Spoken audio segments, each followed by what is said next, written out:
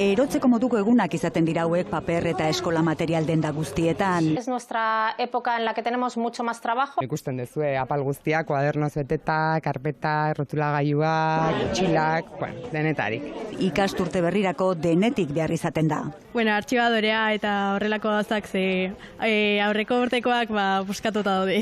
Baina uneko jende pilaketak sortu arren dendariek esan digute aurten mugimendu gutxiago dabilela. Behintzat guk eta komertzioan nola hitz egin dugu jende gehiagorekin eta konplikatua izaten ari da. Eta arrazoia argi dago, prezioak nabarmen igo dira. Paperaren prezioa 1,20 izan da eta testu libururena ia 1,10. Guk hornitzaileetatik, erosketa bat egiten dugu eta erosketa egiten duzun aldiro prezioa igo egiten da. Nos han subido algunos, los tejidos incluso 2 veces. Los botones nos han subido otras 2 veces. Dendariak ala ere ahalegina egiten ari dira. Saiatu gera gauza askotan aurreko urteko eskaintza mantentzen, naiz eta guk kostu altuagoan erosi.